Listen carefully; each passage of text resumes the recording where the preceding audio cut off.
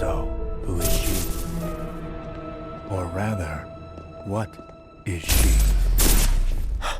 The second part in Square Enix's mission to remake Final Fantasy VII has plenty of treats in store for returning players, with a new open-ended approach full of more ambition. If Final Fantasy VII Remake was a proof of concept that Square Enix could take one of the most revered JRPGs of all time and remix it for a modern audience, then Final Fantasy VII Rebirth is just plain showing off. The previous game ended in a way that let players know they were destined for grander sights, leaving the shadow of Midgard's blue hues behind in favour of locations from the original Final Fantasy VII that were more exotic, varied and eye-widening. In this regard, Final Fantasy VII Rebirth far and away exceeds itself, staying true to the 1997 PS1 classic spirit while fleshing out various familiar story beats and iconic areas before taking both in new directions. This trilogy's second part doesn't get the balance quite right, but by the end I was still left reeling at how well handled this rather unwieldy and oftentimes goofy story to save the planet ends up being.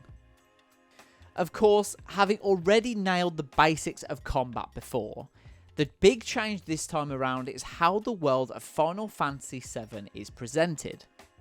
Whereas Remake mostly confined us to the halls and underground catacombs of Midgard's steampunk underbelly, Rebirth does well to feel like a true reinvention with how much more open-ended and freeing it is. Regions such as Junon, Coral and others are all portrayed as distinct open spaces ripe for exploring, even if they are understandably a touch more contained than what you find in most other AAA open world titles like say Assassin's Creed or Horizon Forbidden West. Your early time in the grasslands as the first main open zone you'll venture into is evidence of this. While you could simply hop from story point to story point in a bid to chase Sephiroth, reasons to stop and smell the flowers stretch from ticking off battle challenges against monsters, aiding the local community via bespoke side missions, and just generally gathering up what's called world intel for each region, which involves scanning ancient crystals, life springs, and accessing remnant towers that further reveal any available unsolved mysteries. For as beautiful and varied as each region seems on the surface, however, it's disappointing that most world intel activities boil down to the same rinse and repeat actions for each. There's always another remnant tower to unlock or a life spring to scan, and outside of their visual appearance, they don't alter or evolve the further Final Fantasy VII Rebirth rolls on. That said, almost all world intel activities are worth doing, given they're your primary way of unlocking new types of materia. Even more so in the case of ancient crystal shrines, where finding all three in a map will seriously improve your chances of being able to call upon better summons in battle. Speaking of which, while the mix of real-time and tactical combat established in Final Fantasy VII Remake returns on top form here, it does have a few extra bells and whistles. These primarily come in the form of synergy abilities, where two characters in your party can team up once they've built the relevant gauge during fights to unleash a screen-shattering super move sure to do a lot of damage or raise your current party's attributes. Bouts are still based around pressuring and then staggering foes to gain the advantage, and temporarily pausing the action to weigh up your combat options is always a treat. However, synergy moves and abilities are a clever way to capitalise on the greatly expanded cast available to you in this sequel compared to the first, and always force me to consider which team of three to use before the next challenge, depending on either the enemy type or specific narrative circumstance. If you're a franchise veteran previously let down by Final Fantasy XVI's lack of strategy last year, you'll feel right at home here. Square Enix isn't one to let you relax though, and at multiple points during this 40-hour long journey are the members of Avalanche routinely separated, forcing you to work with a party you probably don't perform the best with. Aerith's long-range spell attacks serve as an Achilles heel in my case, but I soon learnt to adapt to her strengths. And the nature of her limit break to heal all party members came in handy more than once during a key boss fight, of which there are many, especially during the game's back half. Other characters eventually tag along too, which I won't spoil here, but what I will say is that every new addition slots in neatly, always providing an excuse to adapt your playstyle. Alongside the much larger scope in Final Fantasy VII Rebirth is a greater number of things to do. From boxing in a virtual arena and chocobo racing, to herding Moogles in the fields and playing popular music pieces at a piano, there are well over 24 minigames to keep you distracted from your chasing of Sephiroth. There being so many naturally dictates that some are stronger than others, but every time I was asked to stealthily break a wild chocobo or sloppily glide one through a ravine, something better awaited in the next region to keep me busy. The standout minigame, if you can even call it that, and the one I highlighted in my second preview, is the Queen's Blood in-universe card game. And audience, believe me when I tell you that had I not been forced to finish the main story in time for this review, there's a strong chance I'd still be playing Queen's Blood now. Very much Final Fantasy VII Rebirth version of Gwent from The Witcher 3, the tactics you can employ by simply choosing what strength card to place in which of the three lands and when was tough to pull myself away from. Almost everywhere you go, there's a handful of Queen's Blood players waiting to be battled with too, so you're never short of new cards to collect or ways to improve.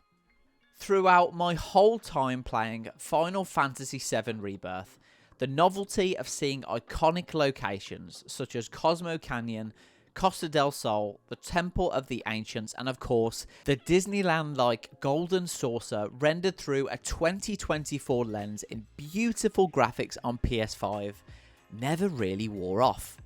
Square Enix has clearly paid a lot of time and attention into making these areas instantly recognisable, alongside giving you more reasons to spend time in them, aside from just Queen's Blood. Honest.